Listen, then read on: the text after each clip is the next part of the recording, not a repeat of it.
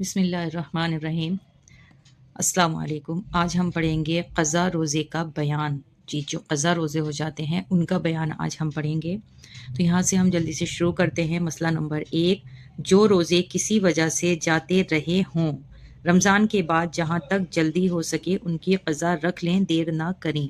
جو بھی روزے رمضان میں قضا ہو جاتے ہیں چاہے وہ کسی بھی وجہ سے ہوں تو ان کو رمضان کے بعد جلد از جلد رکھنے کی کوشش کریں، دیر نہیں کریں۔ یہاں تک کہ نیکسٹ رمضان آنے سے پہلے اگر رکھ لیں تو بہت ہی اچھی بات ہے۔ بے وجہ قضا رکھنے میں دیر لگانا گناہ ہے۔ روزے کی قضا میں دن تاریخ مقرر کر کے قضا کی نیت کرنا کہ فلاں تاریخ کے روزے کی قضا رکھتی ہوں، یہ ضروری نہیں ہے، بلکہ جتنے روزے قضا ہوں اتنے ہی روزے رکھ لینا چاہیے۔ یعنی کوئی دن تاریخ مقرر نہیں ہے، اگر آپ کے 2 روزے قضا ہیں تو آپ 2 روزے رکھ سکتے ہیں کسی بھی دن کسی بھی تاریخ میں، اور زیادہ روزے قضا ہیں، 7 روزے قضا ہیں، اکثر عورتوں کے روزے قضا ہو جاتے ہیں، تو جتنے بھی آپ کے روزے قضا ہیں ان کو آپ رمضان کے بعد کبھی بھی رکھ سکتے ہیں، کوئی دن تاریخ مقرر نہیں ہے۔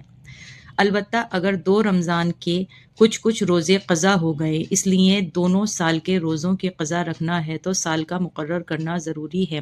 یعنی اس طرح نیت کریں کہ فلاں سال کے روزوں کی قضا رکھتی ہوں۔ مسئلہ نمبر 3، قضا روزے میں رات سے نیت کرنا ضروری ہے۔ اگر صبح ہو جانے کے بعد نیت کی تو قضا صحیح نہیں ہوئی بلکہ وہ روزہ نفل ہو گیا۔ قضا کا روزہ پھر سے رکھیں۔ رات کو نیت کرنا ضروری ہے، لازمی ہے۔ اگر آپ سوچیں کہ صبح میں اٹھ کر نیت کر لیں گے تو وہ نہیں، آپ کو رات کو ہی قضا کی نیت کرنی ہوگی۔ مسئلہ نمبر 4، کفارے کے روزے کا بھی یہی حکم ہے کہ رات سے نیت کرنا چاہیے۔ اگر صبح ہونے کے بعد نیت کی تو کفارے کا روزہ صحیح نہیں ہوا۔ مسئلہ 5، جتنے روزے قضا ہو گئے ہیں چاہے سب کو ایک دم سے رکھ لیں، یعنی سب کو ایک ساتھ رکھ لیں، چاہے تھوڑے تھوڑے کر کے رکھنے، دونوں باتیں درست ہیں۔ یعنی اگر آپ چاہیں تو کنٹینیو ایک کے بعد ایک روزہ رکھ سکتے ہیں، ورنہ آپ بیچ میں گیپ دے کر بھی روزے رکھ سکتے ہیں۔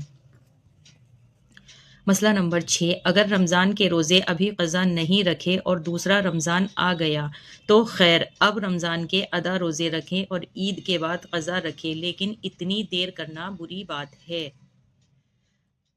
مسئلہ 7، رمضان کے مہینے میں دن کو بے ہوش ہو گئی اور ایک دن سے زیادہ بے ہوش رہی تو بے ہوش ہونے کے دن کے علاوہ جتنے دن بے ہوش رہی اتنے دنوں کی قضا رکھیں۔ جس دن بے ہوش ہوئی اس ایک دن کی قضا واجب نہیں ہے، کیونکہ اس دن کا روزہ بوجھا نیت کے درست ہو گیا۔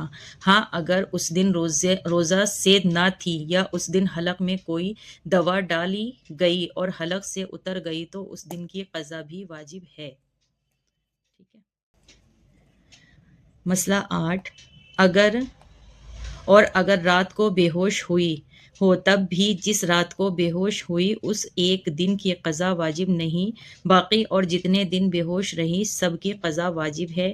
ہاں، اگر اس رات کو صبح کا روزہ رکھنے کی نیت نہ تھی یا صبح کو کوئی دوا حلق میں ڈالی گئی تو اس دن کا روزہ بھی قضا رکھیں۔